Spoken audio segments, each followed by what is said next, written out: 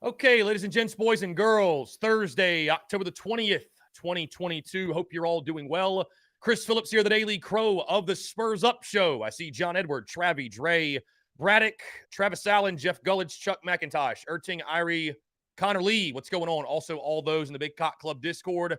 Head over to the TDC Questions channel, to be sure that your questions are answered there. Again, guys, as always, I'm Chris Phillips, your host of the Daily Crow of the Spurs Up Show, and we are here taking your questions, your comments, and your calls. 843-790-3377. Again, you can call that number, text that number, whatever you like. Also, we do have JC Sherbert joining the show at 1:15. So this entire first hour plus some is going to be all of your questions, comments, everything you guys want to discuss. Now, as you all know, because I see Jeff Sweat, what's going on? I see Travie ask, what is the hot topic today? Okay, what is the hot topic? And I'll just say this. You guys know I am very transparent with you all. I believe in being genuine and not hiding things. So I'll just say this. I'm not going to spoil my prediction today or tell you all exactly my prediction, right? That will be for the podcast tomorrow. We can talk about that more in depth on Daily Crow. But I will say this. I've been doing my Texas A&M deep dive, and I think there's a lot of reason to be optimistic. I know it's a very popular thing right now amongst Gamecock fans to be doom and gloom. It's a popular thing amongst Gamecock fans to be woe is me, and you know, this fan base right now acts like the jaded ex, right? We're jaded because of our ex. We've been in toxic relationship after toxic relationship after toxic relationship. Hell, being a Gamecock fan, no matter the sport, is a bit of a toxic relationship, bit of an abusive relationship. But we're finally in a relationship where we're treated well, yet we still don't know how to act. That's what it comes off as to me, right? I look at it this way. South kind of football, and I know I'm diving right into things, right? I'm diving right into things. And before I do, I guess, let me go ahead and tell you about our friends at Prize Picks, because, hey, they're the ones paying the bills and keeping the lights on. But friends at Prize Picks, go download the Prize Picks app, go to prizepicks.com. When you do, use the promo code TSUS. You're going to receive a 100% deposit match up to $100 with our friends at Prize Picks. And, of course, guys, it's prop plays. You can play everything from college sports, MLB, NHL, NBA, NFL, NHL, you name it, they got it. So many of our listeners have made friends. So many of our listeners and friends of the show have made tons of money. I guess you can make friends too, but you probably want to make money with our friends at Prize Picks. That's what you'll do. Again, go download the app or go to prizepicks.com. And when you do, use the promo code TSUS. You're going to receive a 100% deposit match up to $100 with our friends over at Prize Picks. Again, back to what I was saying. I know I'm diving right into it here on this Thursday, but again, I just don't understand for whatever reason. Like I know that Gamecock fans have been disappointed time and time and time again, and that very well may happen Saturday. And if it does, we will react accordingly, right? We'll react accordingly. I can deal with people picking a loss.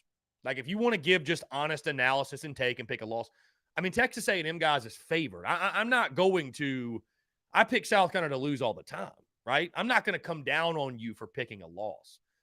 But I don't know. Like, some of the – it's like I told you guys earlier in the week, the morale. And I think it's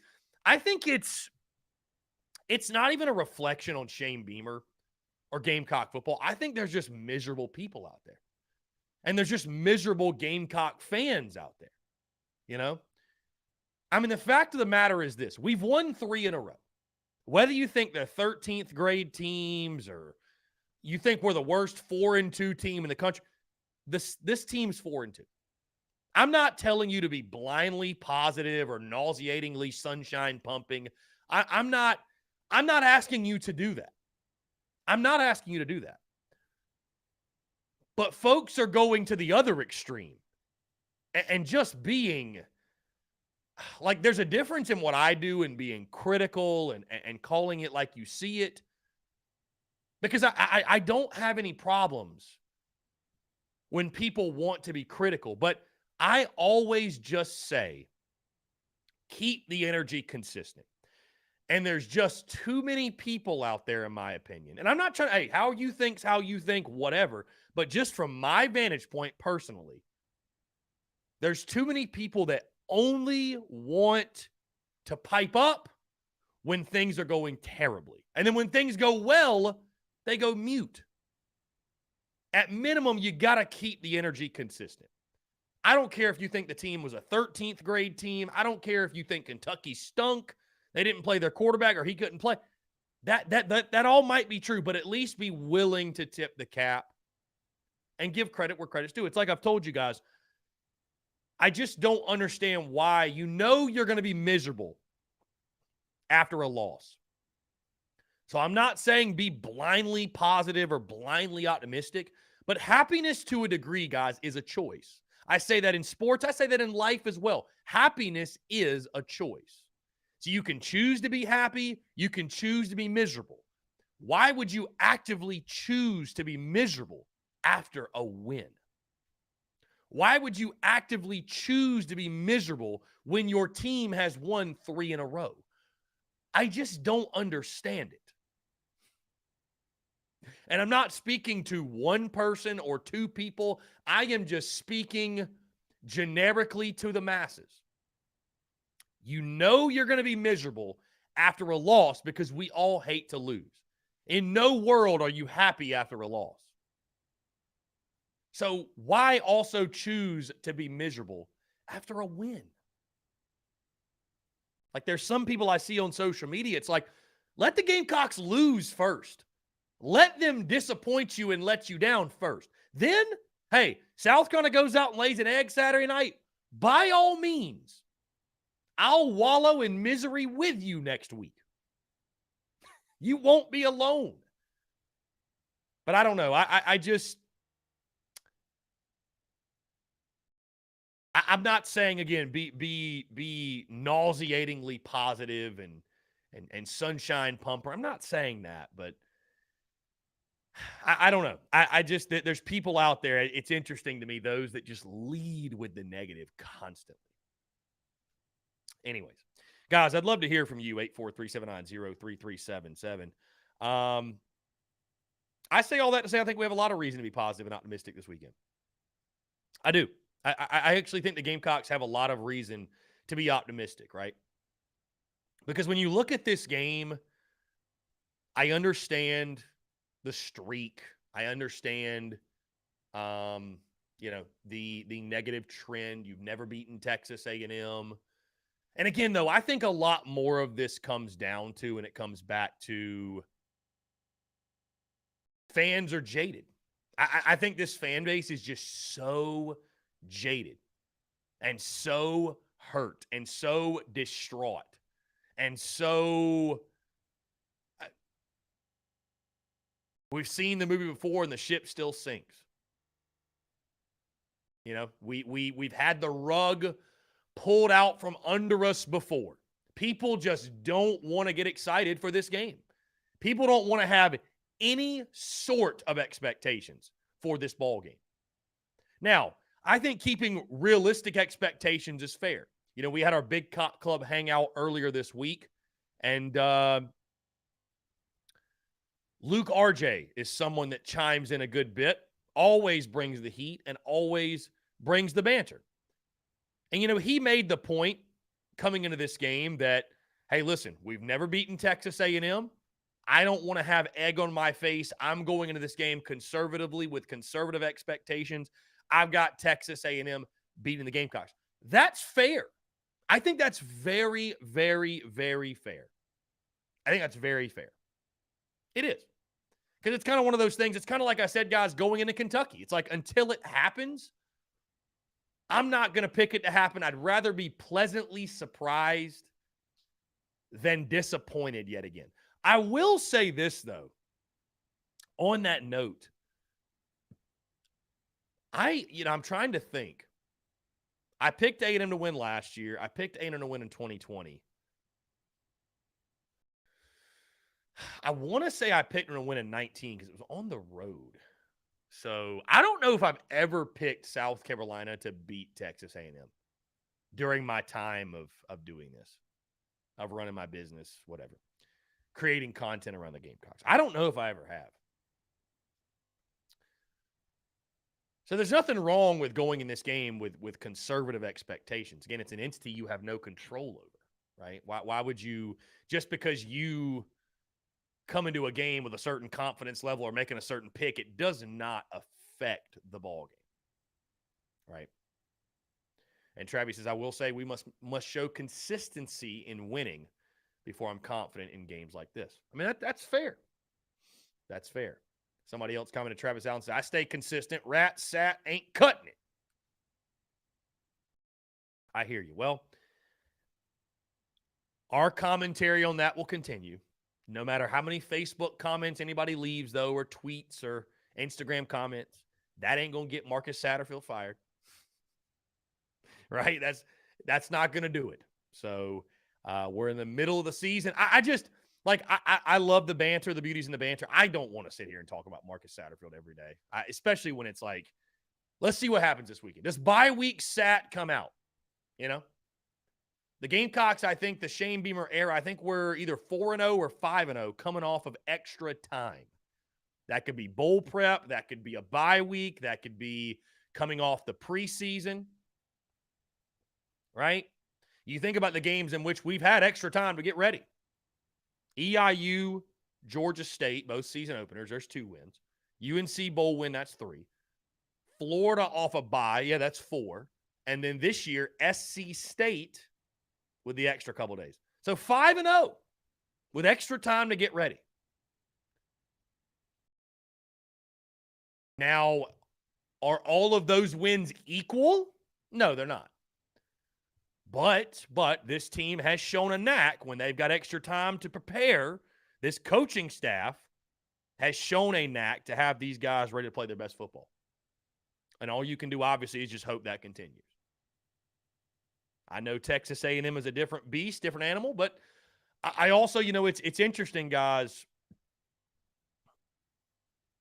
It's interesting how similarly I look, and A&M reminds me a lot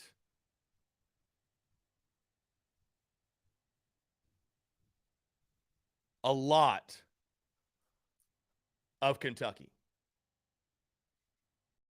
Reminds me a lot. Team with quarterback questions, going to depend on a run game. They have trouble stopping the run.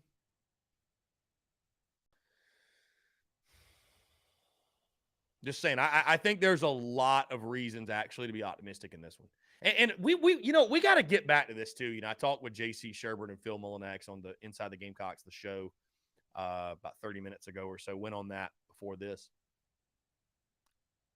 We've got to get back to making Williams-Brice Stadium a place where opponents fear coming. 4-0 in night games this season, obviously not all at home. But since Shane Beamer has taken over, we've played better at home, right? And there are multiple reasons for that. But bottom line is this. We've got to get back to making Williams-Brice Stadium a feared environment. And I'm not talking about fan support. I'm really not, because Gamecock fans always show up and show out and bring the heat. Every single time. The performance has to meet the hype. The performance has to meet the environment. That I understand. But it's games like this where you should expect to win. Like, I look at this ball game, and I look at these games, and it's like, if it's a coin flip game, which it is, it's a 3-point spread. If it's a coin flip game, and you've got the opponent on your home field at night, you should win the ball game. That's genuinely the way I look at it. You should win the game. That should give you the edge you need. And I know fans don't play the game. The 80,000 in the stands, they don't play the game. But guys, we just saw last weekend the impact a crowd can have when Alabama went to Tennessee. I know you guys hate the Volunteers. We all hate the Vols, but Neyland was electric. That matters. That environment matters. And again, I know Gamecock fans will show up and show out and be loud as hell on Saturday night. And we need this team to also show up and show out and perform to their capabilities. But this is a game to me, man. Like, Willie B has got to get back to being a feared environment. And the only way to do that is win these games. The only way to do that is win these games. It's a toss-up. This is the pure definition of a toss-up. Go take it. It will be an even more damning loss because it's on your home field, I think. Because you should play better football at home.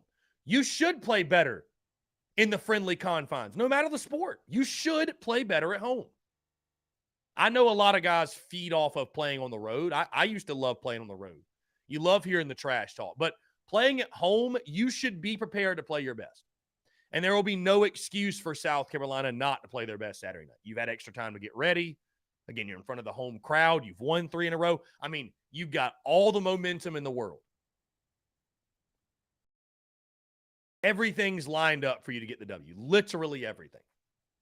I literally don't know what else could be going right for you. What else? What is I think everything's lined up. Everything. Now it's time to go perform. The curtains are pulled back. It's time to go perform.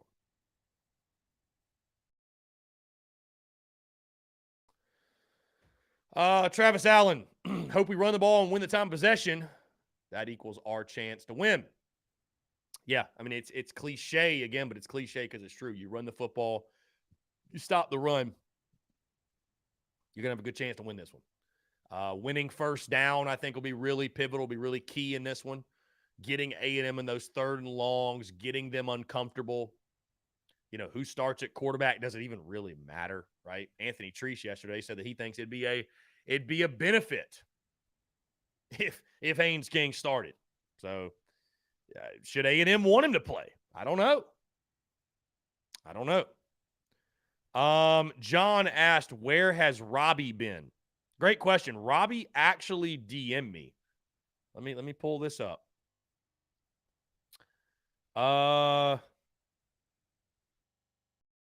He actually DM'd me yesterday and said, hey, man, I'm going to the zoo today with my cousins, so I'm not calling today. Hope you have a great show today. That was yesterday. Today, I don't know where Robbie is. Maybe he'll call in. I'm sure he will. After hearing me, I bet he's going to call in the next 10 minutes. So.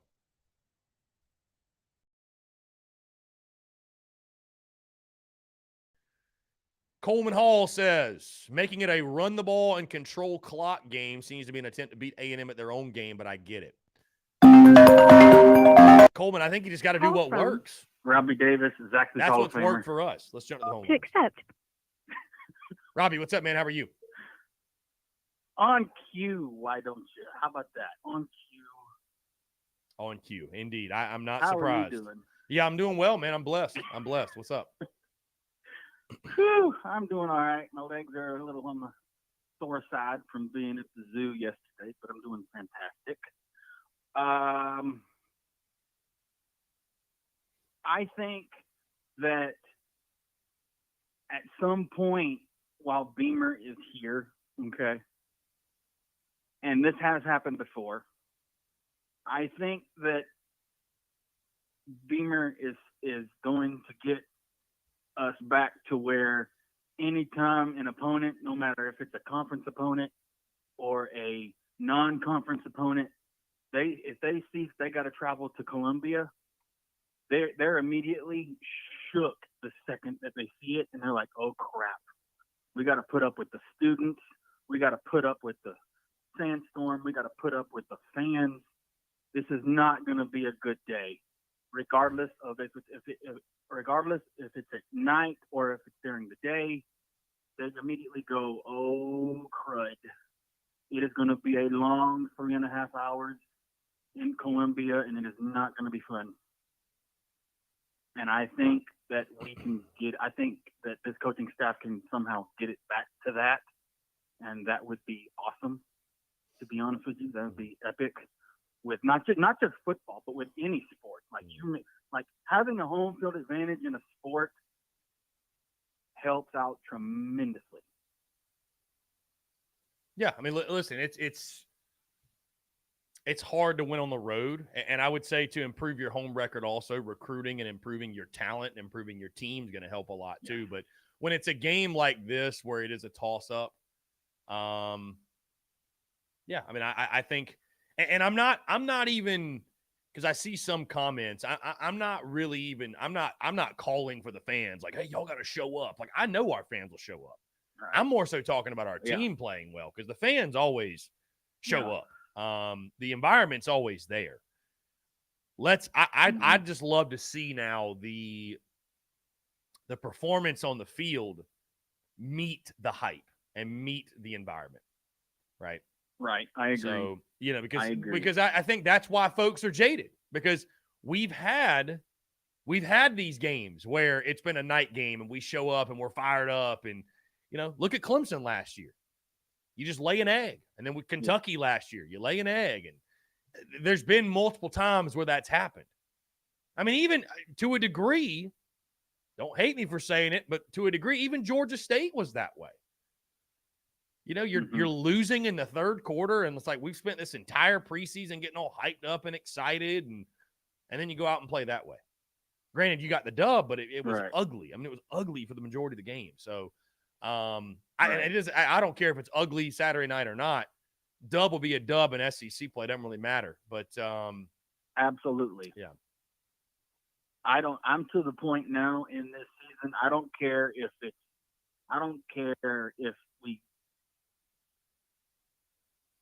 we play. I mean, I hope we play good. Don't get me wrong. All right, if we play well enough to win, yes, I will be happy. But I want to see us, for once, absolutely just destroy a team, and they immediately know from the get-go this is going to be a long day, and it's not going to be fun.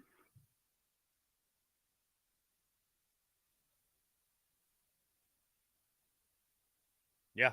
It'll be fun for somebody, but it ain't going to be fun for the opponent. Somebody asked if you were changing your prediction, Robbie. Am I changing my prediction? You had 35-17 A&M, right? No, 35-20. Oh, okay. My bad. 35-20 A&M. I'm not telling you to change it. Somebody just asked in the comments. They were asking if you were going to change it. I doubt it. I highly doubt it.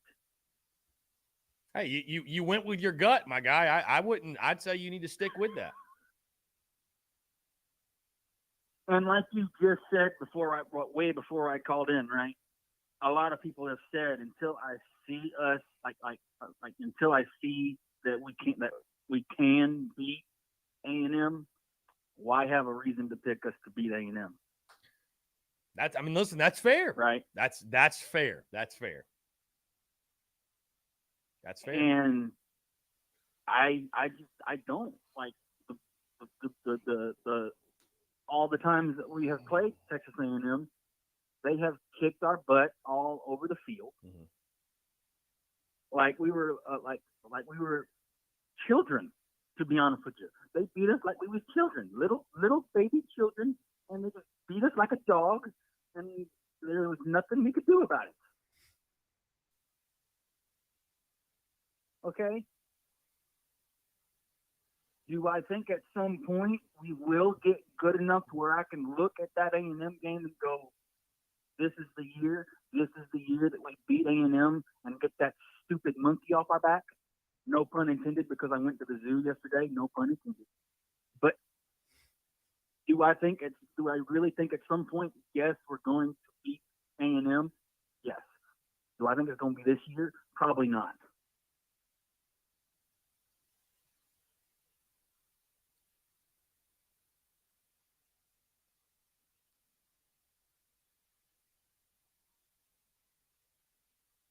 And I just don't know what else to say at that point. Right? Hmm. I mean, I thought we were going to beat Arkansas, but I was wrong about that. Right? Because I thought we had the better team than Arkansas, but I was wrong. Okay? I was wrong. We lost to Arkansas. I ate my crow and just moved on. Yeah. Okay? Robbie, I'm not asking you nor trying to convince you to change your prediction, Robbie. You stand behind it. Oh no, I'm not changing Yeah, it. just I respect a man that can But just am I stand going to behind wake his up pick. tomorrow and think to myself, we can win today? Absolutely. Because I told my mom got mad at me whenever I picked us to lose to Kentucky, and I was like, Mom, it was just a prediction, right? That's all it is. All it is a prediction. I'm going to wake up tomorrow afternoon, watch football games, and hope and pray that I watch South Carolina take care of business and beat A&M. The only thing different is I gave my prediction, and that's all it is a prediction. So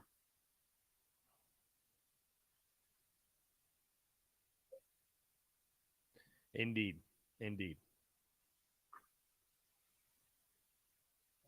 But yeah, I'll be ready to go and watch the game tomorrow night and be cheering my tail off.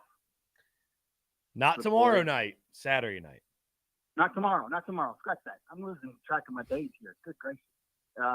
Saturday night, I will be cheering for the boys, 100%. But yeah, I'm losing track of my days, man. I'm going crazy. You're good. You're good.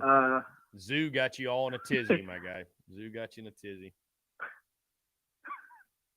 But yeah, I will be watching it, cheering the boys on, and I think that with how big this game potentially could be, and I still stand by what I said yesterday.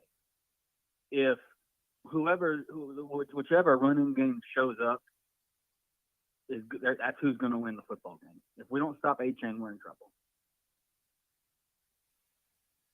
Yeah, absolutely. Yeah, I think no doubt. If we can contain him and have Lloyd get his numbers the way he's been doing the last 3 weeks, I think we can somehow pull off a miracle. But if that doesn't happen, then oh well. Just got to take it as is and just move on. Mm-hmm. But that's all I got. You have a great rest of your day, and go Gamecocks, and to heck with Clemson. Well said as always, Robbie. All right, buddy. Have a good one. Yeah, man. You too. Robbie Davis, what a legend. Travis says, whoever shows up does indeed win the game. Zach Attack, for some reason he posted this in the – so, guys, funny enough, our Big Cock Club Discord, it's all like a bunch of channels, right? We've got a channel called Slap Dickery. I just felt like there was a lot of slap dickery being posted in many of our various channels. And I felt like, we need a channel for these slap dick antics that we see on a daily basis. And so Slap Dickery, the Slap Dickery channel is what I came up with. My guy, I think he forgot. I'm on my live show. My guy calling, my merch guy.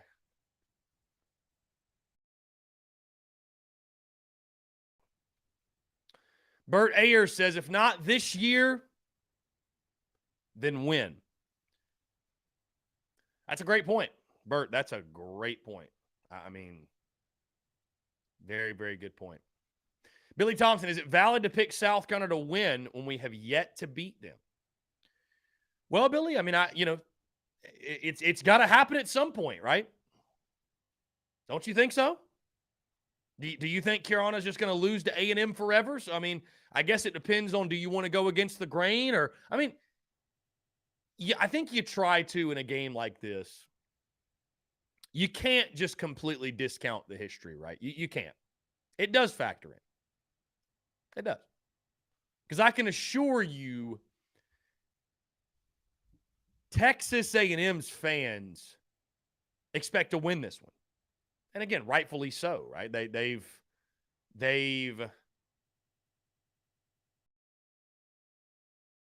dominated you practically over the course of the series. But here's what I would say to that as well. On the Gamecock side of things, you're not playing the streak on Saturday night. You're not playing the A&M logo. You're not playing their boosters. You're not playing a $30 million recruiting class. You're not playing any of the negative trends or negative history that says it'll be a long night yet again. You're playing the 2022 Texas A&M Aggies, who sit currently at 3-3 right now. That's who you're playing. So don't make it a bigger thing than it is. You know, you hear the talk all the time. That's what happens when people play Alabama. You know, they look at Alabama, and Alabama's already elite, but they think about, you know, they're playing the history and that, oh, we're playing that A and oh my God, this great Alabama. Like, you're just playing them, their team. You're not playing their history. You're not playing their titles. You're playing that year's version of that team. And I look at this A&M game the same way. Like, you're not playing 0-8. You're not playing Kenny Trill. You're not playing ghosts of games past. You're playing the 2022 Texas A&M Aggies.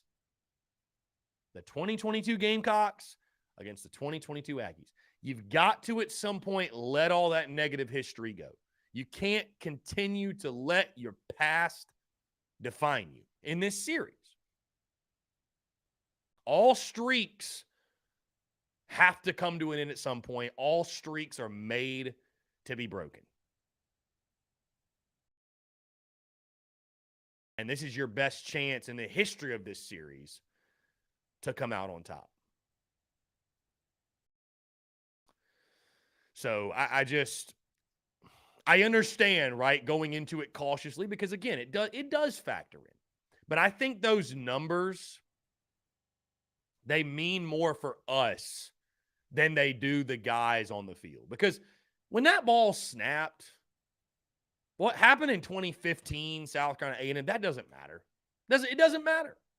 It does not matter. All it's going to matter is those two teams on the field Saturday night. Teddy says, will Vandy ever beat Bama? Well, they don't play enough. I mean, they barely ever play. I don't know. In the history of forever, yeah, I think Vanderbilt will probably beat Bama at some point. Dude, we're talking about college football that'll be here hundreds of years. Right?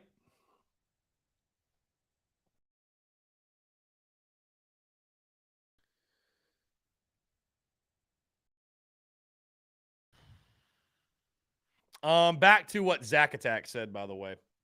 I didn't even get into his question because I was talking about the Slap Dickery channel, but he says, hypothetical, I could see us winning the game against Texas A&M, but our offense being trash in the first half again, but playing okay in the second half. The majority of fans say that they don't think we can beat Mizzou with the way we played. If we lose, then for sure people are going to say we're going to lose to Missouri. I mean, I will say this. That's why I've said, you know, multiple times this week, the under 23 in the first half is just the play of the century. I mean, both these teams have a characteristic of they start slowly. They start slow. And, you know, so I think it's safe to say that, you know, until proven otherwise, the offense will start slow. I think most likely that's what's going to happen. That's what's going to happen. But Zach Attack, we find a way. We find a way to win the game. I don't care if you start slow. I don't care if you win 6-3, my guy. A win's a win's a win. And I know you highlighted Panic Ritter's comment in the Slap Dickery channel, which I love you, Panic Ritter, but most of your commentary belongs in the Slap Dickery channel. I got to be honest. Panic Ritter. Your nickname has panic in front of it. Like that says enough. That says enough.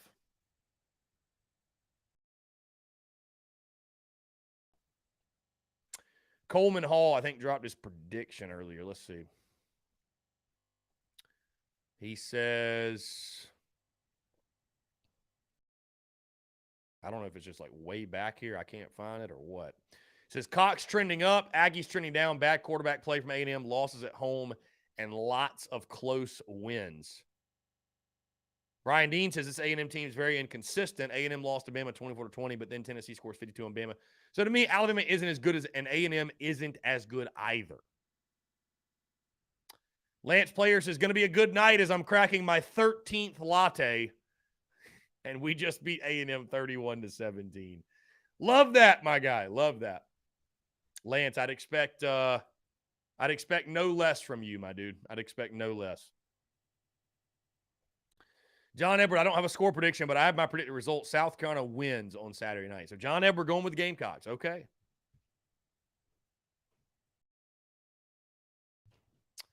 Darrell Ball Jr., come out fast like we did on defense against Kentucky and score early. Willie B will explode, and I really feel like we can cruise then. Darrell Ball Jr., feel like we can cruise. Remember Kentucky in 2017 when we scored a touchdown, like the first play of the game, second play, whatever? And then we got a pick on the second drive. I thought we were going to cruise that night too, my guy. Got to play 4 quarters.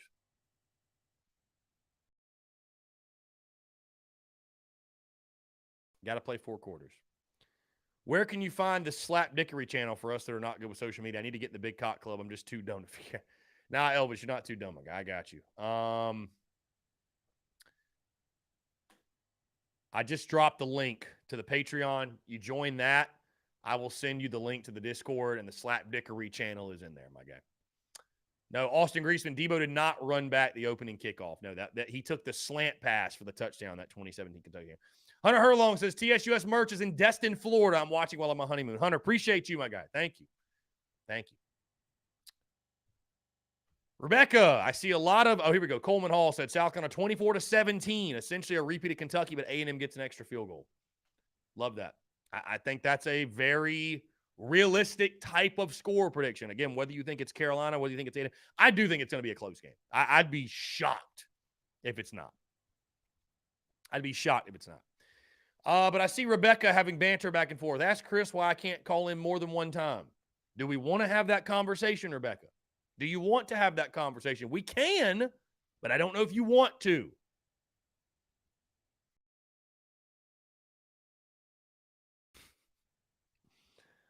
Anyways, guys, 843-790-3377. That is 843-790-3377. My guy, Lance Player. Lance, I hope you're going to be at the tailgate, my guy. Don't forget the TSUS tailgate out at Seawells, spot 78. Seawells, spot 78, going to be one hell of a time. Looking forward to it. We'll have the Beamer Ball towels and koozies on sale. I'll have Beamer Ball stickers to give away. We'll have koozies to give away, courtesy of my friends over at A1 Air Quality Consultants. Lead Pipe Lock of the Week will happen tomorrow. Also, guys, I'm going to tease this real quick. I'm actually working with someone, working with a girl to coordinate on some merchandise specifically geared to women. So we're talking things like specific shirts, hoodies, buttons for game day. Anybody like buttons? I know that's a big thing, right? So I mean, I've got the t-shirts and the hoodies and your basic merchandise on lock. But, you know, I could use some assistance and guidance in regards to what women like to wear on game day, right? Because women like different things. So I'm trying to tap into that. So just stay tuned. A lot of exciting stuff happening. Also, if the Gamecocks beat A&M, we got a really exciting merch drop that's going to happen. Something that, I think you guys will really enjoy. Really, really enjoy. So, Cade Sutter says you should make some Clemson toilet paper. A roll of Clemson TP. Why not? Why not? Tyler Jennings says Marshawn Lloyd goes over 100 and number 7 has his best game so far. Bye week set dials it up 28-14. Go Cox. Jacob E says Beamer Ball buttons for the sororities could be a cash cow. Bingo. No, it's game day buttons are a thing, right? Game day buttons are a very popular thing. So I don't know why it's taken me so long to get into it, but I think we're going to collab and coordinate on that. And yeah, I'm excited. I'm excited. So just trying to expand TSUS. And yeah. Lynn Turner says, yay, want some women's cut tees. Buttons would be good because I don't usually wear T-shirts to games. There you go. Okay. Yes, Lynn, that's why I'm working with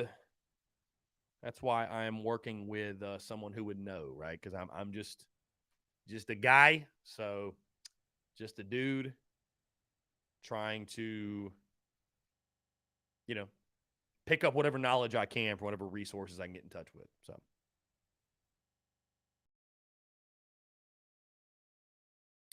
Tylenol, we'll be out there to see you. My best friend and his wife are Aggie fans, though. How about that? Looking forward to it, though. Definitely come by the tailgate, man. Definitely come by. Travis Lee says, I got the Aggies winning 24-17, unfortunately. Travis Allen says, Chris, how many times do we have to get Rattler to hand the ball off Saturday? The A&M run defense is not good on paper. 24-19, A&M. Again, those are all fair scores. I think the range of scores, by the way, that y'all are giving, 24-20, 21-17, 23-21, I think that's kind of the score you're going to see. I mean, again, I'm locked on the best bet, the under. I'm locked on the under 44.5. So I think it's a lower scoring game. I think both offenses will sputter.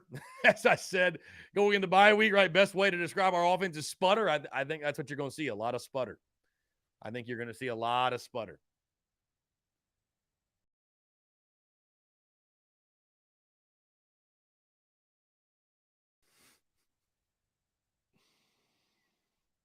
John Hand says, good evening tonight, all in the chat. Love that.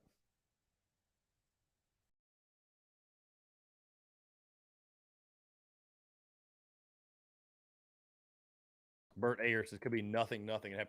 I'm not going to lie to you. I wouldn't be shocked if it's 7-3 at halftime. Like I can very realistically see that. A 7-3 type game at halftime? Yeah. No doubt. Yep, no doubt I can see that. AJ Bauer says, I'm sticking with 28-20. South Carolina and Lloyd get 3 touchdowns. 28-20. Oh, Lloyd gets 3 touchdowns. Okay. I was like, where's the 4th touchdown coming from? Teddy says, if we score first, I go with the Gamecocks. Yeah, I think I saw a stat yesterday that our record when we score first is pretty incredible under Beamer. So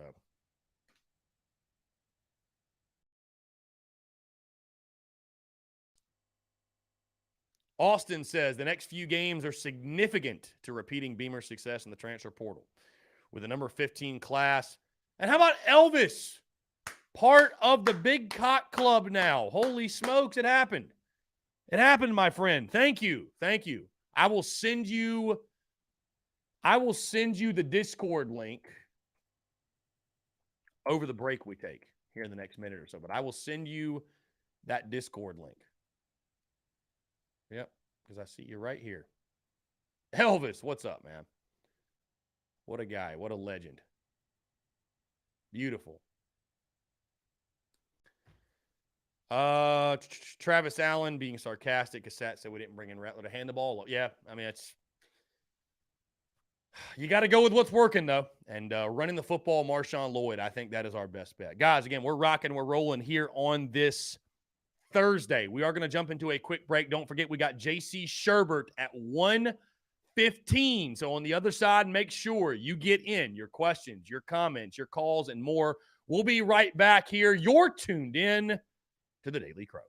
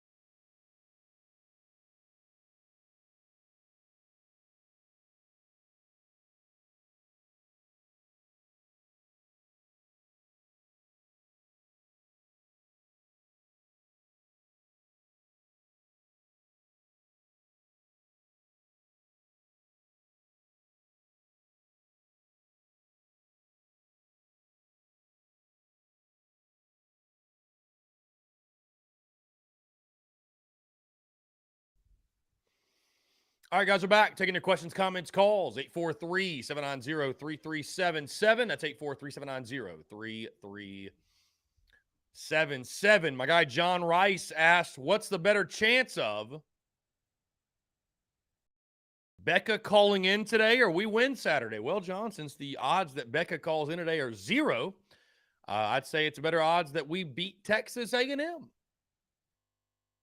I hope our odds of beating Texas A&M aren't worse than 0. I hope that's not the case. So, anyways,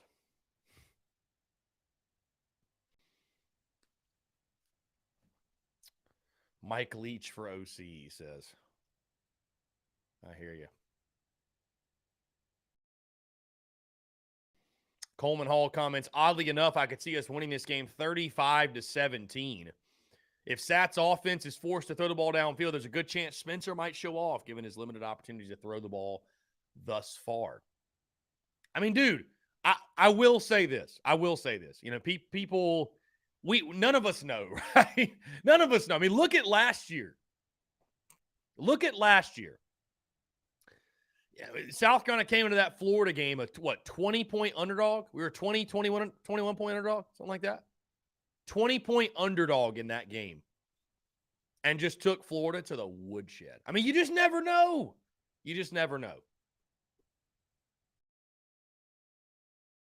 And I understand that A&M also had a bye week. I totally get that. But Austin Griesman says, home game under the lights and 2 weeks to prepare.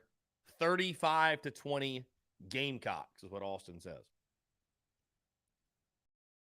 Ken says, do you think Syracuse covers the 13.5? I don't know. I mean, unfortunately, I think Clemson is kind of clicking. I think they're kind of rolling. I hate to say it. Hope I'm wrong. It'd be a great way to start the day. Be a great way to start the day with an upset, right?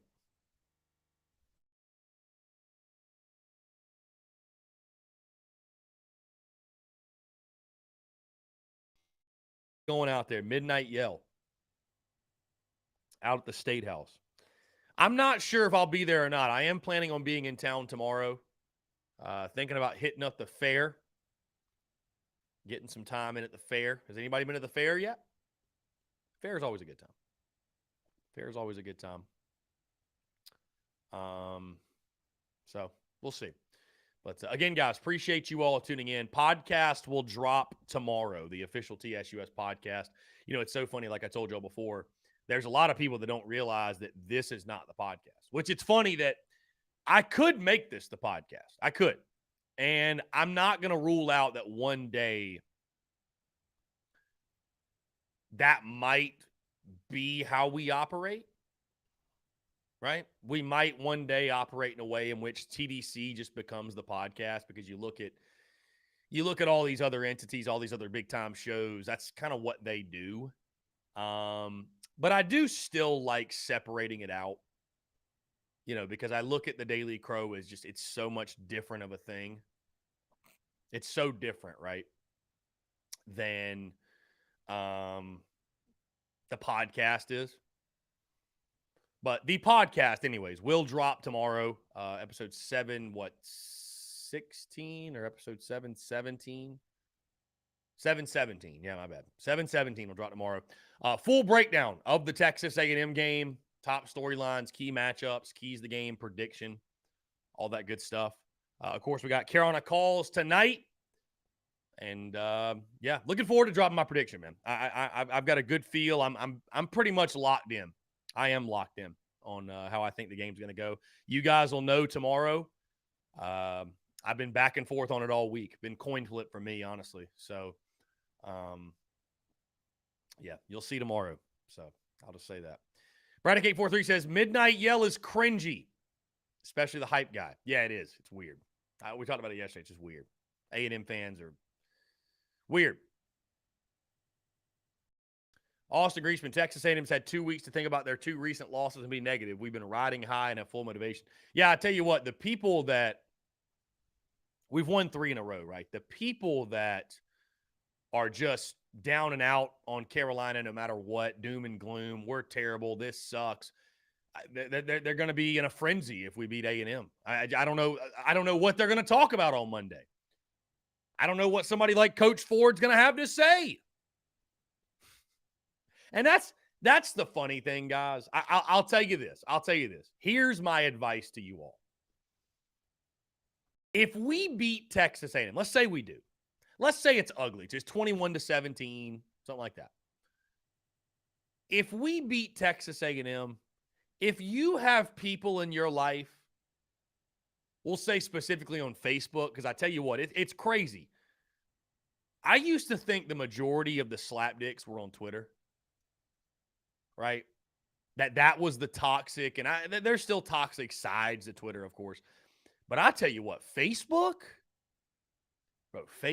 is a cesspool. Like the comments on Facebook are outrageous. And I'm not even putting all that on Gamecock fans. Like, dude, we have so many people comment on our Facebook page that are opposing rival fans. It's insane. It's insane, truly. But if we beat Texas A&M, and there's people in your life that are Gamecock fans that still, even after a 4 straight win, even after starting 5-2, even after snapping the streak against A&M, if you still choose to be negative and lead with that, you're just a slapdick. And you need to block those people from your life. You need to block out that negative energy. Again, I understand being critical. I was critical after we beat Kentucky, but damn it, I smoked a cigar first. I enjoyed the win first. I'm never not going to enjoy winning. That's why I was so happy we weren't playing Charlotte, SC State, Georgia State anymore, because in those games, you sort of have to nitpick and be overly critical because you know the competition's not on the level that you're going to see in the games that actually matter. But, dude, you beat Kentucky. You beat A&M. Dude, dub's a dub, man. Dub is a dub. I mean, there's people out there that think I'm negative, that I'm some miserable son of a bitch, but when we win, I celebrate.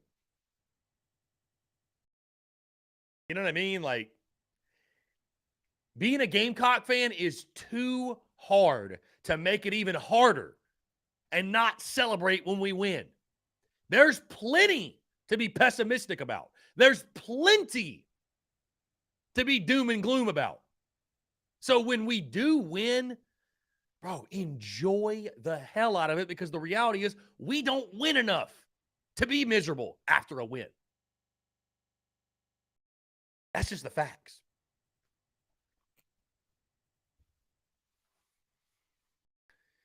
Cody, what's up, man? How's it going?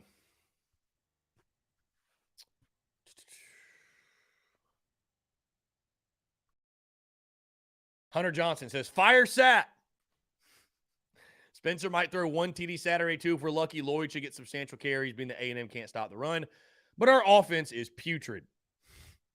Cody Gaskins says, I'll still yell fire Sat. Our guy, Cody Gaskins. Cody Gaskins, I got to put Cody Gaskins on blast, man. Cody Gaskins, after, what game was it? I think it was after SC State. Cody Gaskins went on record and said he had the Gamecocks going 4-8. 4-8. I mean, listen, I have my moments, but I wouldn't say we were going to go 4. At no point this season have I said we're going to go 4-8. None. I said 5-7 was possible, and I mean, unfortunately, it still is. But 4-8, man, come on, man. Come on, man. Come on, dog. All good. I still love you, Cody. Still love you. Austin Greer says 4-8 still on the table, to be fair. Austin, if we lose the next 6 in a row, my guy, if we lose the next 6 in a row, Oh, man. Can you even imagine? Oh, my God, if we finish 4-8. I'd have to take a break, man. Something. I don't know. If we, dude, if we go 4-8, like if we're sitting at like 4-6 or something, I'm be like, we're just gonna start playing NCAA like during TDC because I don't want to even take questions or nothing. Coleman Hall says, I saw us go from number 6 at 6-1 to 6-6 in 2007.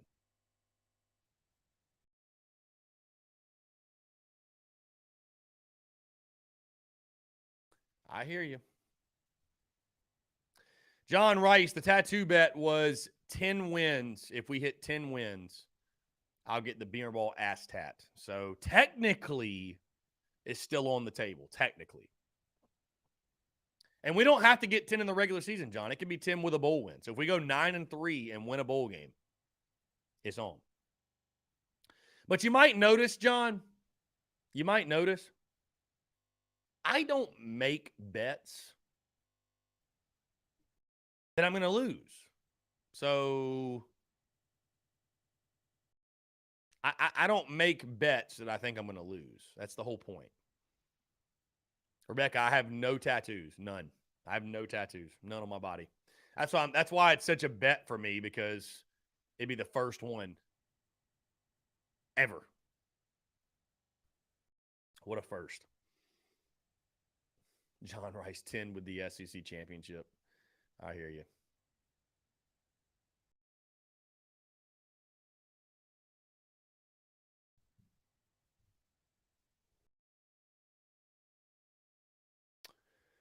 JB Go Cox says, I feel like we do not use enough of the slant game in the middle of the field. It seems like that would be Spencer's strength with his strong arm. I don't know. I don't know.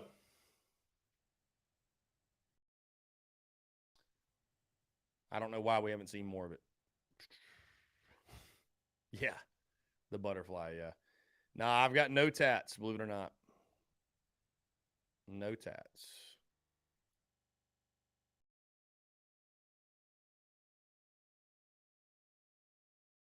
Let's see.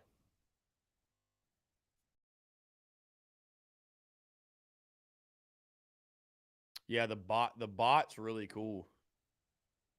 Can we get that posted in the Discord or just a screenshot of it?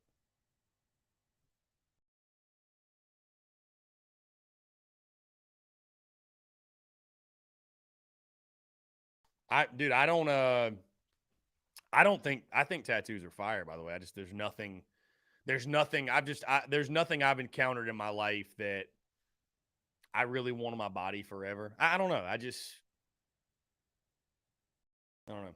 I'm cool with that. Like, I think they're dope. I've always joked, like, in an alternate life, I've got, like, I'm sleeved up because I think they look cool. Like, I think they look very cool. So Rebecca's got 7 tattoos, she says. Austin, I understand it doesn't have to have meaning. I don't know if you're talking to me or not, but I mean, people can do whatever they want. I've never been inclined. Never been inclined to get a tattoo. Travis Lee, Frank Martin was fired because you didn't get his tattoo on you last year. Travis Lee, I was only going to get it if we made the tournament, and we didn't. So why would I just get it to get it?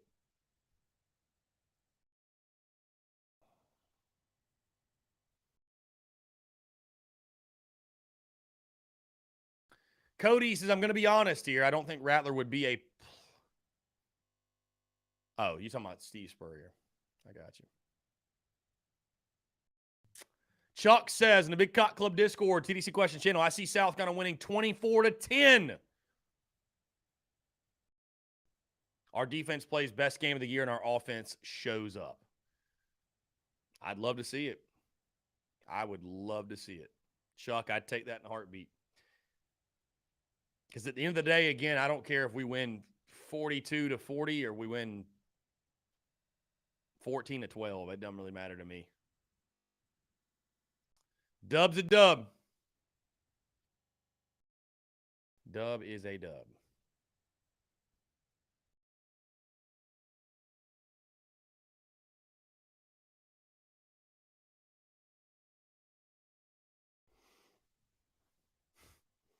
Jesse Jacobs says Shane Beamer on Greg McElroy. Dude is all over the place. Love it. Yeah, Shane Beamer's gone on about every show except ours. No, it's all good. It's all love. It's all love. It'll never happen. It's all love. At least not right now. So.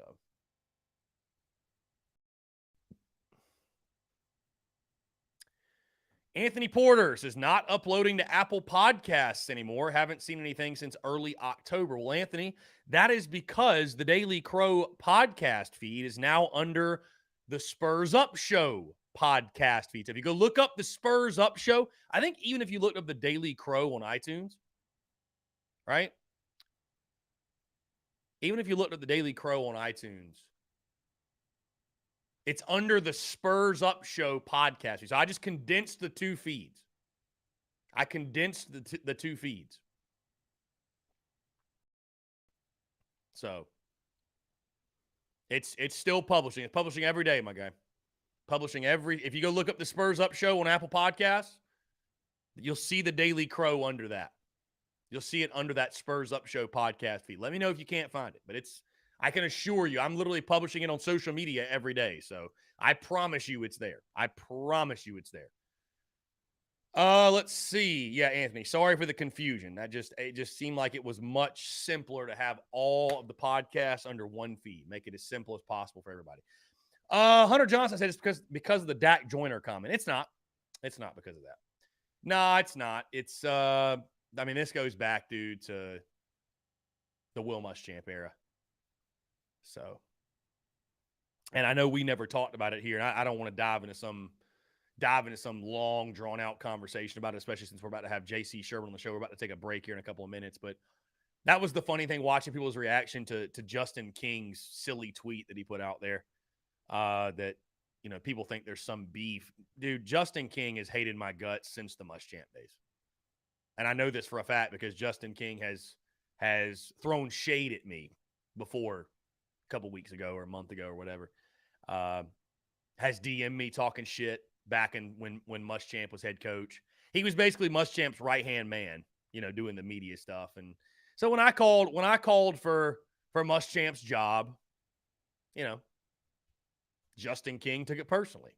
The only reason Justin King did the whole unblocking thing was because I was and still am good friends with Eric Kimry, and he got that taken care of. And because you guys might recall, we used to be blocked by Gamecock football on social media.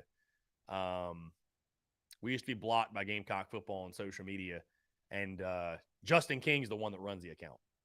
So Coleman Hall says pay-per-view fight boxing match between TSUS and Justin King Media, bro. It ain't even. I've got no animosity towards the guy. I think that him and his team do an incredible job. The tweet was out of left field. I mean, again, I see Jonathan Lee. Don't understand why all the hate between y'all. There's no hate on this side, my guy. Like literally none. Literally none. So if there's hate, it's one-sided. If there's hate, it's one-sided. So that's what I'll say on that. There was no point in me responding. I mean, you might have noticed back when all that crap happened, I kept my head down, kept rocking, because I just felt like there was no point. There was just no point, There's just no point. And I don't believe in swinging down on social media either. So, there's no point. So everybody keep rocking. Everybody keep rolling. Nobody cares about seeing a TSUS Justin King feud. We all care about great content and the Gamecocks and many more other important things.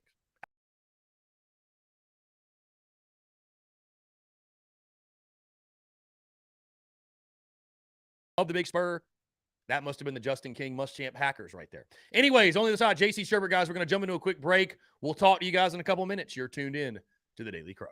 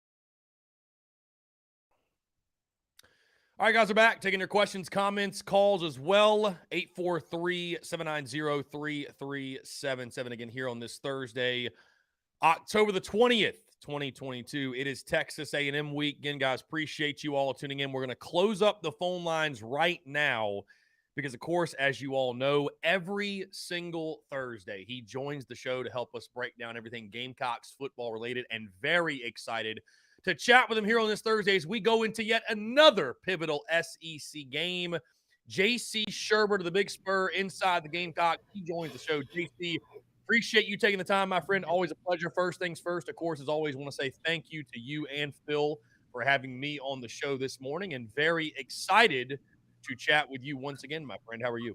Certainly, doing great. Just wrapped up a pretty good show there. Thanks for joining us as well, and excited to be back here talking with you on a Thursday. I think it's always better, I think, when there's a game to look forward to, when you're breaking this stuff down. And certainly after the open date last week, good to be back talking some matchups and football and things like that heading into Saturday night. Yeah, JC, and I was going to say the open week. Of course, it was a great time to take some time off to reflect, if you will. But I'm sure, like you, or like all of us, you were glued to the TV watching college football. So we'd love to just get your brief thoughts on what took place last weekend, especially that game in Knoxville, because obviously a lot of those results last weekend are results that, affect the Gamecocks. I thought there were some really interesting final results. You saw Florida lose to LSU. You saw Kentucky. They bounced back in a big way, beating Mississippi State. And then obviously the highlight of the weekend was that big game in Knoxville, Tennessee taking down Alabama. You're just overall, like I said, brief thoughts on what happened during the Gamecocks bye week. Yeah, heck of a week of football. Heck of a week to have a bye week. I thought just Right. a lot of really good games down to the wire. Some surprising results. I didn't know if Tennessee had it in them to beat Bama, but I wasn't overly thrilled with Bama's approach to that one. I thought, heck, you got to keep Tennessee's offense off the field, right? So maybe line up and try to control the ball a little bit more. But they came out firing with Bryce Young. I don't know that Bama's the same as they've been at receiver. I think they're good. I don't know that they're that elite team at wide receiver anymore. Bryce Young's playing, I think, really well. And, of course, the running back they got from Georgia Tech, Gibbs, is special. But, it was interesting the way they came out and tried to attack. And, Alabama did battle back after being down 28-10 and made a game of it and had a chance to win, really, probably thinking they should have won. But, with what they do on offense at Tennessee, when you've got Hooker back there and he's in such a zone, Chris, accuracy-wise, I mean, he throws a gorgeous football. And it's right on the money. And when you've got guys like Hyatt and McCoy and Keaton and a lot of these guys that are have gotten a lot better during their careers at Tennessee, then you run the ball and play as fast as they do, you're going to win your share of games. I think defensively, it seems like they have a starter out every week at Tennessee. I think what they're doing is taking a lot of risks, and they don't care that they're doing it because it's like, well, if we give up a big long pass play here, who cares? We're going to get the ball back and score. That's kind of the mindset up there right now. So I think that jumped out. Utah beating USC or Southern Cal. Exciting game down to the wire. Kind of a cathartic win for Utah, I thought, and kind of spoils some anticipation in the Pac-12 with both Los Angeles schools being undefeated.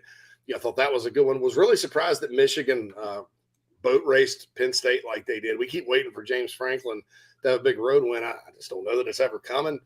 I thought LSU, like you said, against Florida, bouncing back in the swamp, huge. And I those two teams, Chris, I like LSU a little better, but those aren't your normal LSU and Florida teams. We'll see what LSU does this weekend against Ole Miss, but certainly I haven't bought Florida a lot this year. I think it's going to take them time to recruit back to the level that they're accustomed to.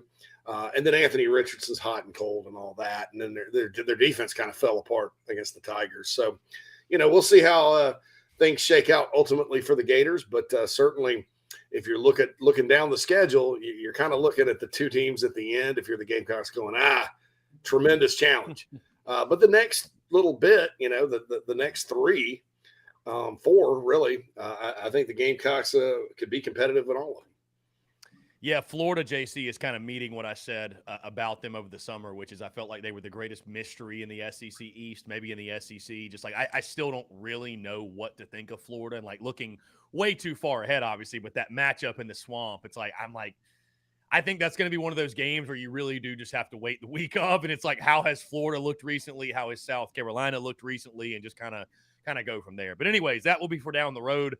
Before we dive into the A&M game this weekend, excuse me, JC, some big news that dropped early in the week. I feel like kind of got brushed under the rug, but RJ Roderick entered the transfer portal. Your thoughts on that? I know the safety position was already one that, depth was a bit of a concern, and I know Nick Eamon-Warry had taken over that starting spot, but were you surprised at all to see the veteran defensive back hit the portal? Yeah, somewhat. Just because he's been here so long, and he left for a little while.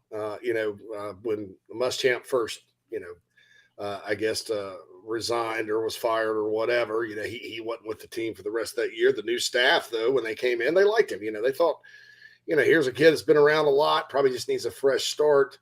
I understand he's kind of a punching bag sometimes if the Gamecocks struggle in the secondary. Right. I think more importantly, though, Chris, when you don't have that much eligibility left, and it's looking like you're not going to play a whole lot.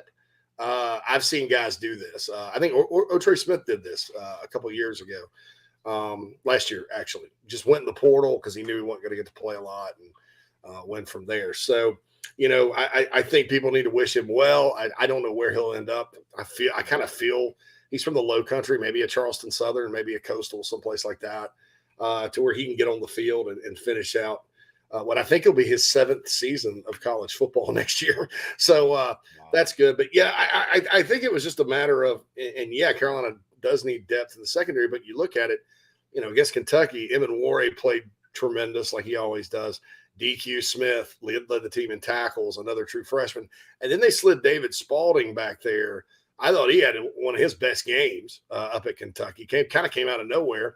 And then Devontae Reed's back this week. So you have 4 guys back there that you trust and feel comfortable with if you're Torian Gray and Clayton White. So, where does RJ really fit in with that? I don't know, So I think, was it surprising that, a guy that's been around that long bolts in the middle of the year? Yeah, it kind of always is. But when you look at the big picture, I understand completely why he did it. I think it was totally related to the fact that, hey, these young guys have just passed me, and I'm not going to get to play a whole lot.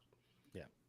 Now, JC, moving in the game this weekend, when you look at this matchup, and we'll dive into the specifics offensively, defensively here in just a second, but I know obviously you can't ignore, and it's interesting, we're having conversations similar, I feel like, to what we had the week of the Kentucky game, because you can't ignore the trends and the history and things that help tell you what may or may not happen on the field of play in this ball game. We all know the history. Texas A&M 8-0 in the series. You've never beaten the Aggies, and a lot of the games have not been close. But you take a look at these two teams, the 2022 version of both these squads. Gamecocks have won 3 in a row. A&M's lost 2 in a row. They've been extremely underwhelming this season. They've got issues at the quarterback position with their starter Max Johnson being out. Not even sure if Haynes King is going to play. You look at them defensively, they can't stop the run, averaging giving up 189 yards per game. I just want to get your overall like a heat check on this ball game, because it feels like the stars are sort of aligned. Like, you have momentum, you're hot, you're playing a very gettable A&M team, you got them at home at night. It feels like everything's lined up, and really the only thing going against you is that negative history. I know Texas A&M is talented. Obviously they are. You look at what they did at Alabama, but don't you feel like, JC, like without a doubt in the 9-year history of the series, this is South Carolina's best chance to get the Aggies?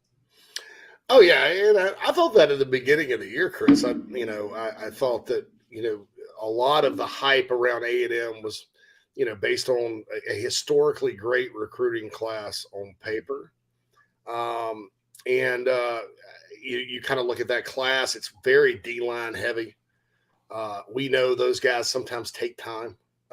Just because you're a 5-star, so Dexter Lawrence for Clemson. That guy can step in and play, right? Not everybody can. right away. No matter how much upside you have as a 5-star player. The Zach Pickens is an example. He was not a superstar overnight.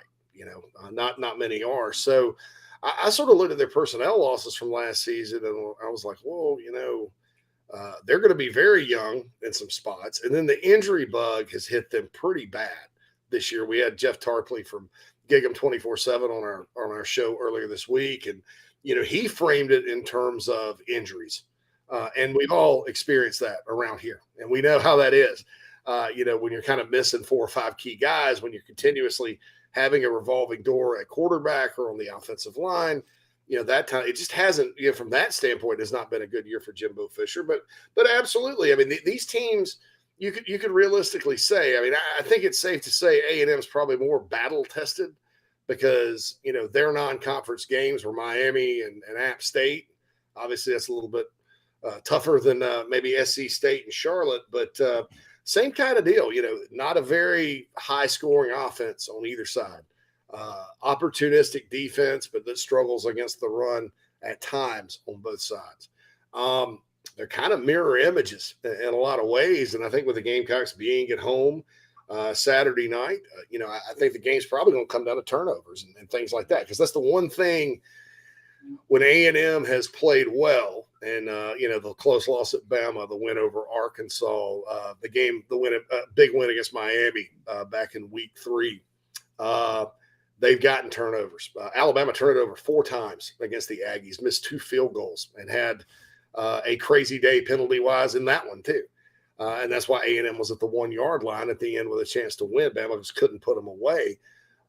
Does that mean more about Alabama or does that mean more about A&M? I don't know, that kind of thing. But when I look at the results, the personnel, all that, there's no doubt A&M's talented. No doubt they've got players. But, it's a team playing a team, not a recruiting ranking playing a recruiting ranking. And I think that makes for a pretty even matchup Saturday night with Carolina's crowd. And if they can get some explosive plays and things like they did against Kentucky and run the ball, I think they have a great shot at winning. Yeah, JC, as I mentioned, we'll start first with A&M's defense and what the Gamecocks will probably try to do, in my opinion, against that attack. 189 yards per game is what A&M is giving up. You look in their pass defense, sort of like the Gamecocks, like you mentioned. I do agree with you, by the way. Side note, these two teams mirror images, and it's weird how similarly I feel right now as I felt. I talked about this morning, but going into this game as I felt going into Kentucky, where it's like I look at the game and the individual matchup, a lot of reasons to be positive, a lot of reasons to be optimistic. I think it's more so the trends and the history that make me feel pessimistic versus any specific matchup or a daunting opponent, right? Like when you play Georgia, there's reason to be concerned. You play games like this, and I'm not trying to, obviously write off A&M or not show respect to the opponent, but, you feel a little bit better, right? But you look at A&M giving 175 yards per game through the air, but 189.8 yards per game on the ground. I would imagine, JC, that leads to a heavy, heavy dosage of Marshawn Lloyd, the rushing attack. Obviously, you need Spencer Rattler to play well and do a much better job of protecting the football. But I'd imagine, JC, and correct me if I'm wrong, I think we're going to see Marshawn Lloyd early and often in this ballgame. Yeah, I mean, I think Carolina it would not be wise to not at least try to line up. Right. And I like what they're doing and some of the things they've done to try to get the run game going. That power formation they have when you got, Nate Atkins out there playing and blocking, kind of as I guess they call him the sniffer. When you put the guy, the fullback H-back tight end guy in motion. Wyatt Campbell's done some good things. I think Ja'Kai Moore is playing his best football at South Carolina. And sometimes, obviously Carolina struggled up front the first couple of games of the season, first few games of the season. But sometimes it takes a little while for an O-line to gel. We've seen it around here before where the O-line at the beginning of the year looks nothing like the group that finished the season. Several times during the Spurrier era that happened. And so I think with the line playing well, they sort of found something with Lloyd and some of those power runs. I can see the Gamecocks at least, not only trying to do it Saturday night and getting that part established, but being successful. And we know through 19 games of the Beamer era here that when on offense, when South Carolina can run the football, their offense tends to be pretty good. I mean, when they can't, it's a different story. It's ugly, but we'll see. And I'm not saying Rattler doesn't need to complete some passes, and they don't need explosive plays in the passing game and things like that. But I think it all kind of feeds. One feeds the other. You're able to run it. They can't just sit there and load it up on you and all that. And then they got to creep up and try to stop it. So then you can go over the top, or maybe get one of those little screens and block it like you did against Kentucky. And I think that could be 6. Depending on who's out there and gets it. So I think that you still look for balance and all, but with the way A&M struggled against the run, I think you'd be kind of dumb not to line up and try to get that going. JC, you mentioned the Beamer era, and South Carolina is 5-0 when they've got extra time to get ready, whether that be a bye week, whether that be the offseason going into a season opener, whether that be a game like SC State where you did have extra time to prepare. But they're 5-0 with extra time to get ready, and the offense has been dazzling in more than a couple of those games. Could you see South Carolina potentially dialing up some things or doing some things that we haven't seen to this point? Because, I think back to last year, and, you mentioned obviously it was spurned by the running game being fantastic. When you talk about the Florida game last year where you came off the bye week, I think you ran for like 280 yards in that ball game. But could you see a similar result where bye week sat prevails yet again, and we see an offensive explosion, if you will?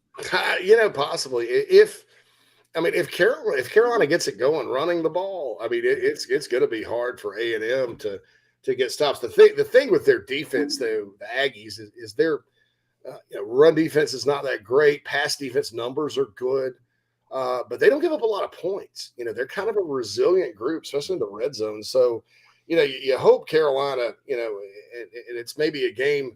I don't think they're going to have as many chances to score as they had against Florida that night. But if you think about that game too, Carolina had to kick 4 field goals against the Gators, even though they won 40-17. So, you're kind of hopeful that you can get touchdowns in the red zone against this team, because I also think as limited as this A&M offense has proven to be this year, and even with A-Chain, they're not a team that's going to go in and score 40. Most against most legit defenses. But I think if Carolina can put points on the board and can get it done, running the ball and passing it and all that, and get the crowd going, that you could see a situation if you get up enough early that A&M is just not going to be equipped to make a big comeback. So once again, the need for an early start kind of rears its ugly head for the Gamecocks on Saturday night. Well, and that's what's funny you say that, JC, is both these teams start very slowly. That's putting it kindly. So, it's a punt fest most of the time. JC, I tell you, we always do like the best bet for the games or whatever, and I've gone on the under, but I tell you, the under first half, under 23, that feels like free money, man. Until we see otherwise, and either one of these teams going to get off the schneid quickly and get it going. But, I wanted to point out, too, you mentioned the Florida game, and we're coming off of Kentucky. And in those ball games, big plays on defense, defensive touchdowns, and big plays on special teams, block punts, what have you, huge difference makers in those ball games. You think back to Florida last year, you had the scoop and score by Jabari Ellis. That was kind of the nail in the coffin, I feel like, early in that one. So, I think if you're able, certainly, it's cliche, no doubt, but if you're able to force some type of defensive score or special team score, especially at home, you love your chances. Now talking about the other side of the ball, JC, you mentioned again, these teams kind of mirror images of each other. I expect A&M to also lean on their running game. That's a pretty good idea to do so when you got a guy like A-Chain in the backfield. We talked about him this morning, really explosive player, can take it to the house at any point. And especially when you look at the questions they have at the quarterback position. I'll ask you, are you hearing anything specifically on Haynes King, his status? I know you said an Aggie insider, I believe, yesterday. Do they have a feel? Is it going to be a game time decision? And let me ask you this. Do you think it makes much of a difference who starts at quarterback for A&M in regards to what they're going to try to do? I think if we were talking about Max Johnson or Haynes King, it's probably one thing. I think with King and Weigman, they're kind of similar guys. They both have some wheels. They can, I think one key for Carolina defensively is don't let Haynes King beat you with his legs, because he's not proven to be the most accurate passer in the world, especially when he's under pressure. But as we all know, those guys can kind of run out and get yards. Same with Weigman, but as far as like the word on the quarterback situation, you talk to their insider Jeff Tarpley, and he's really good at what he does. And how he phrased it to us, Chris, was Jimbo didn't say Haynes was starting; he said he's going. So we got a little coach speak going on there. Yeah. And sort of the discussion on Gig'em 24/7 and other Aggie outlets I've been reading this week is like, well, if they go with Weigman, they're just basically mailing it in on this season because he's not ready, and kind of try to build for the future, get him experience, whatever. I know Jimbo likes him a lot. He talked about him like he was going to win the Super Bowl, Heisman Trophy, and NFL MVP all at the same time when he signed it, but just like South Carolina, Jimbo's offense is quote unquote pro style in nature, but it's more complex. So it does take quarterbacks some time to get it. But I think, if you're wanting to face one of the two, obviously when you hear 5 stars and at South Carolina, you've seen freshman quarterbacks come in through the years and turn your season around. You're kind of like, oh, hope that doesn't happen. But there's a reason he was third team. There's a reason he wasn't ready to go out there yet. I don't think it was coaching malpractice to not start him like it may have been when they didn't put Jake Bentley out there from the start in 2016 at Carolina, or Tannehill out there for the start in 92. So we'll see what happens. But I think those two are very similar in that they can run. They can throw, obviously. If you ask me which one I would rather the Gamecocks face, I don't know. I think maybe you take your chances with King better because he is a little banged up and he hasn't. He was a 5-star too, but he's just not played all that well. There's a track record this year of him sort of struggling, putting the ball in jeopardy, that kind of thing. So, and then the other one's an unknown. And that kid will be out there just playing on pure emotion, and sometimes that's dangerous. So I'd probably lean toward King and all that, but something tells me that just like in a lot of situations this year with coaches and injuries, that we're not getting the complete story at this point. And, so we'll see who trots out there for A&M on Saturday night. JC, I understand this fan base and those who follow this team, this program closely, being hesitant to buy into any sort of hype, especially with the way this season started. And I feel like there was a lot of hype generated in preseason, and, has this team through 6 games, even though the record's where you want it to be, have they met it in regards to their play on the field? That's debatable. And I know that Texas A&M, a lot of talent, 5 stars everywhere. You look at the recruiting class he just hauled in. They've got ball players like you mentioned. But I can't help but look at this game. You're on a 3-game winning streak. They're on a 2-game losing streak. A&M's probably been more underwhelming than you have, especially when you look at expectations. There's no doubt they've been more underwhelming, right? This is a team, preseason ranked top 10. Everybody thought, oh, they're a playoff team. Heck, I picked them to go 10-2 in the preseason, so I look like an idiot. You factor that in. You factor in all the momentum. You factor in you've got them at night, at home. JC, am I crazy for saying, I just feel like this is a game you should expect to win? Carolina should expect. I understand, again, from the fan perspective. I will not blame anyone for coming into this game with conservative expectations, because it's a team you've never beaten, and this fan base has been in this position before where, we're going to show up. It's going to be a sellout. We're all hyped for a night game, and we've seen the Gamecocks fall flat on their face. Just call it for what it is. But if you're able to remove the past and the history and the trends and just look at this game for what it is, again, JC, I just can't help coming back to literally everything you could ask for to be lined up is lined up for you. Now it's just time to show up and deliver. Your thoughts on that? I agree. I think it matches. It lines up well. I think that, it sort of has been all year. Once I saw what App State did to them, I was like, well, this team's got serious problems. And, frankly, I think it's been pretty good coaching that they've won the games they've won. They could easily be 1-5 right now coming in here. I'm with it. I'm with people there. I think kind of like just like a Kentucky game, Chris. You know, a lot of people were doubtful about that game. You know, heading in. Guilty. Yeah, you know, and look, you know, I also understand totally like where you were coming from, and I do this too. I think I got a little sure of myself, you know, because I was going and all that. But you know, you have to predict based on what you've seen, not necessarily a projection or something like that. So I got that, but there were people saying believing Kentucky was getting in the Wildcat, and I mean they don't run Wildcat anymore up there, you know, and just going to run all over Carolina and all that good stuff, and you know, kind of like what happened to Mississippi State against Kentucky this past weekend. But the Gamecocks came through, and so I think in similar fashion, when you look at it, you know, you always want to look for what's a favorable matchup. Sometimes there are none. Against Georgia, there was not a single favorable matchup for South Carolina. Very few against Arkansas as well, based on how Arkansas was playing at the time. But, you know, Kentucky, it's like, well, I think Carolina's defensive line can play well. I think, you know, that helps the secondary when you're getting pressure as far as turnovers and stuff. You know, I think Carolina will be able to run the ball, you know, that kind of thing. And, you know, you kind of look at this game with the Aggies, Chris, and you see some similar types of matchups that the Gamecocks can take advantage of. And plus, they're at home. Shane Beamer's 6-2 in home night games.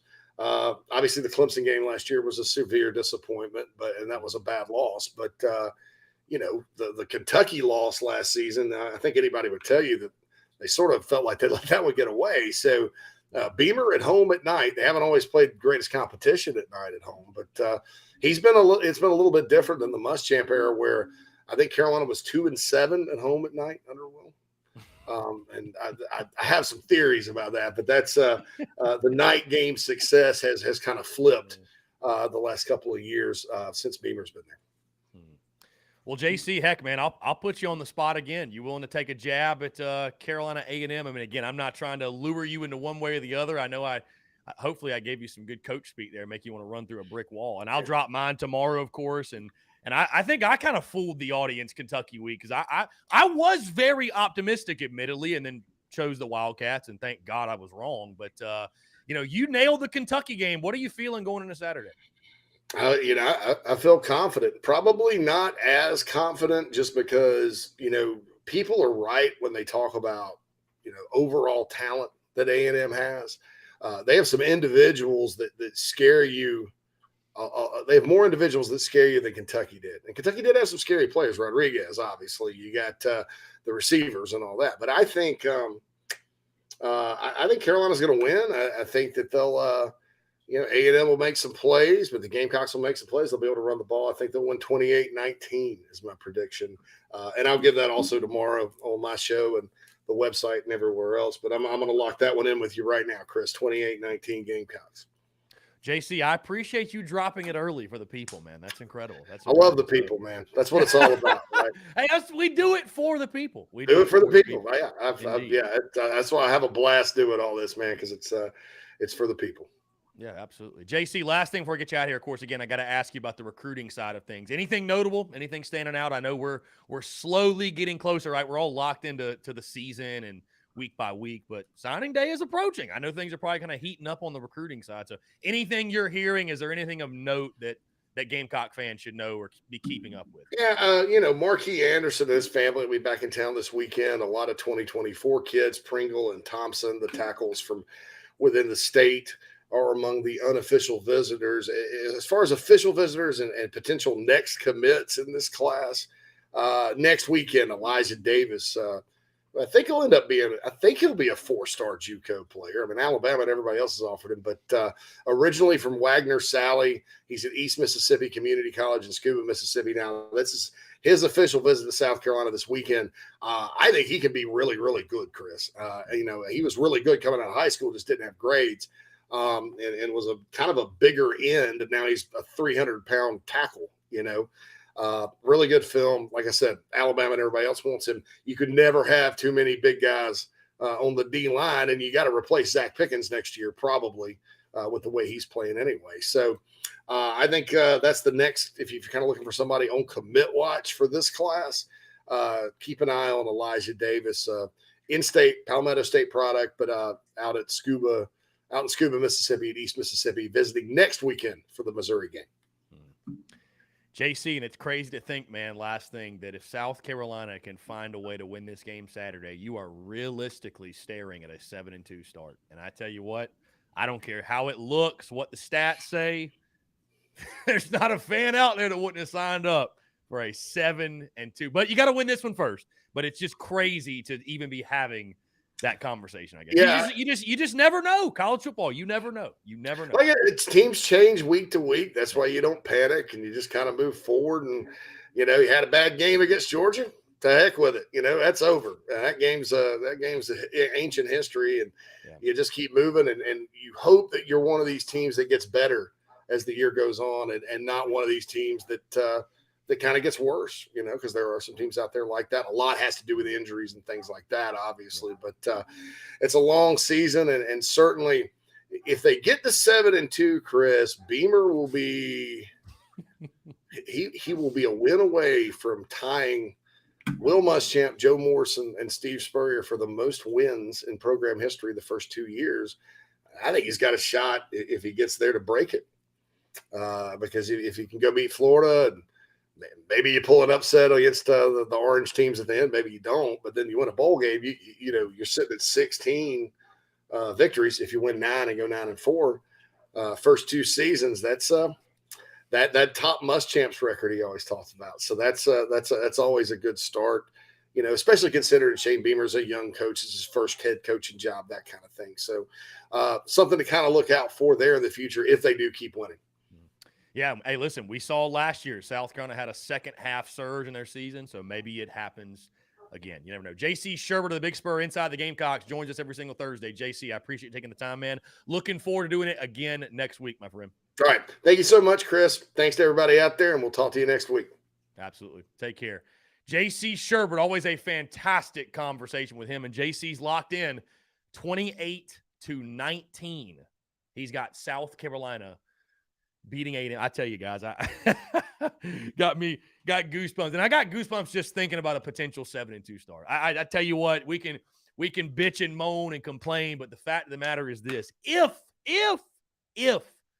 Carolina can find a way to win that ball game Saturday, this could turn out to be one hell of a season. Hey, we're going to jump into one final break, but guys, on the other side, I want to hear from you. 843-790-3377. More of your questions, comments, calls, and more after the break. You're tuned in to the Daily Crow.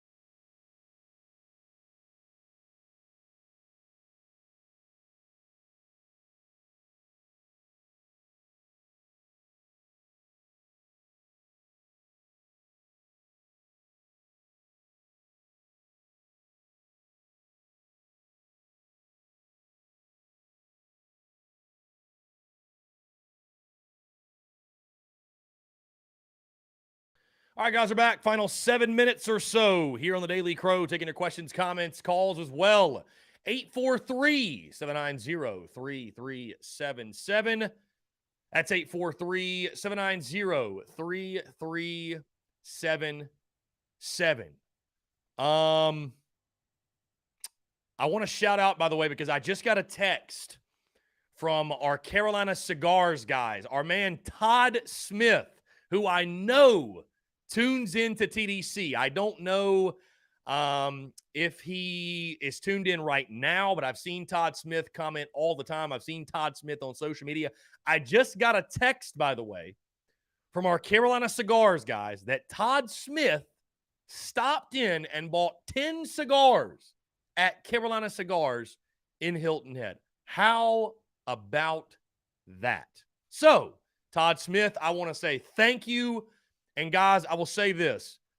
When you support our partners and our sponsors, you are supporting TSUS. I don't just want you guys to think like that goes such a long way for us. I just cannot say enough. I cannot say enough.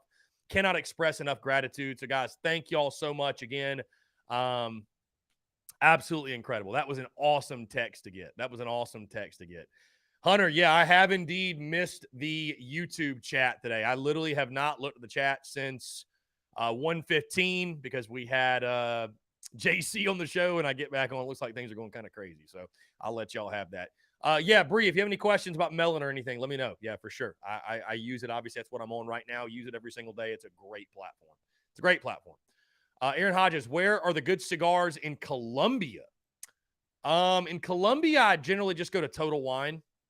I'd go to Total Wine. Yeah, that was kind of the easiest. But again, guys, if you're in the low country, especially, or if you want your cigars delivered, you can do so. Carolina Cigars, that is the spot to get them. They're located in Hilton Head. I tell you what, guys, Hilton Head, for those that don't know, by the way, Hilton Head, we grew up going there, my family and I. We grew up going there, and that is probably one of my, it's not probably, it may be my favorite place on planet Earth. One of my favorite places on planet Earth for sure. I am without a doubt going to be booking a trip. I might do it next week. You never know. But booking a trip down to Hilton Head and just kick it at the Cigar Lounge for a few days. Like literally, just make content, kick it at the Stogie Lounge, maybe do like a live show. Maybe we'll rock TDC from the Cigar Lounge one day, just smoking a cigar. Why not?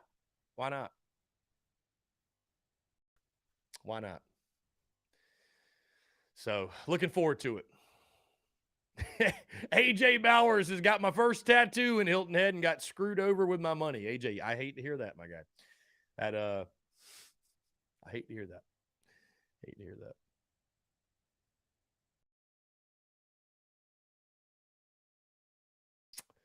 Anyways, let's see. Again, the chat's been legendary today. So I'm glad that's what I love though. I love how like we'll be doing our thing or I'll be talking or what, and you guys are just going like there's a whole separate thing happening in the chat. I love that. The chat is its own world. That's why it's like, people will be like, Chris, they said this. It's like, you're on your own in the chat. As long as it's not like, personal attacks or threats or whatever. The chat giveth and the chat taketh away. You're on your own. You're on your own in the chat. So yeah.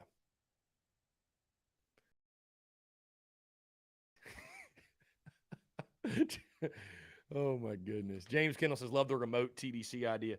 James, TDC is the vibes are legendary in here, obviously, but don't you feel like it hits differently? Like I don't know about, differently is the right word probably, but it's just, I'm not saying it's better. It's just cool to switch up the vibe. It is. It's cool to switch up the vibe and just, I think it's awesome to take advantage of being able to do everything remote and being able to rock the show from remote locations. Like that's a cool thing. I think that's a dope thing. Eventually, I think the goal will probably be, I don't know how we could make it work in Columbia particularly, but I don't know, like doing TDC from like a remote location outside of stadiums, like the Friday before games and stuff like that. That'd be cool. That'd be cool. Yeah, the remote TDC in the mountains was awesome. That was awesome. Yes, that was awesome. So just stay tuned. We might do it, man, because Hilton Head ain't that far. And that hey, any excuse to go down there. I wish it wasn't so freaking cold, but I'll take it. Why wouldn't you? I'll take it. I will absolutely take it. So anyways, guys, this has been electric. I appreciate JC Sherbert taking the time to call in, or excuse me, to come on the show. I saw somebody comment a little bit earlier about, let's see, Matt Sellers. Just wanted to say adding the daily guest to TDC was a great idea, and you picked some good ones. They all give great perspective. Matt, I appreciate it, man. Yeah, it's been awesome. And again, it's been cool to watch the evolution of everything in regards to the business, but certainly the Daily Crow, the way it's evolved. I mean, I don't know if Lance Player's still tuned in, but I know there's many of you out there that remember what the Daily Crow was in its infancy, me being out at a park, basically going live on Periscope for like 10 minutes or so. And now we've got like a full-fledged show, a legitimate 2-hour daily show. We have guests come on every single day, and we have callers and we have questions, and it's just been really, really cool to see the evolution of TDC and the community we have with the Daily Crow.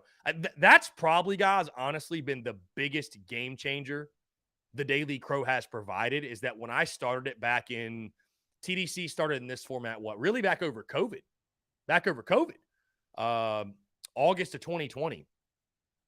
The biggest game changer of it has been the fact that we've been able to build this unique community. That's really what it comes down to. That's been the most special part.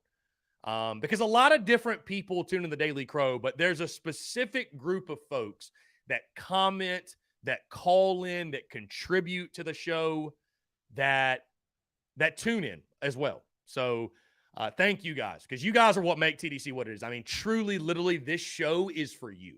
If it was just me rambling, I wouldn't do it. We've already got the podcast for that. This is all about our back and forth interaction. It's about the guests. It's about open-ended banter. And it's truly a blessing what TDC has evolved into, and what I know it's going to continue to evolve into. And John Rice going out and makes the point. Throwback to when TDC wasn't live, just a 5 to 10 minute pod I listened to on my commute. Yeah. Wasn't even a pod, John. It was just a live Periscope show on Twitter. So we've come a long way, and the joys in the journey for sure. And like I said, we're just getting started, man. That's the beauty of it. Guys, again, thank you all so much. We've hit 2 o'clock. Appreciate you all tuning in. If you missed anything on the show today, the Daily Crow will drop in podcast form on the Spurs Up Show podcast feed, which can be found on iTunes, Spotify, Stitcher, Google Podcasts, all that good stuff. Also, JC Sherbert's full segment will be on YouTube. You guys know where to find it at this point. And again, stay tuned to social media for all of our content bleeding out the eyeballs, as always. Guys, appreciate you all tuning in. Thank you all so much. Have a great rest of your Thursday, and we will talk to you all tomorrow.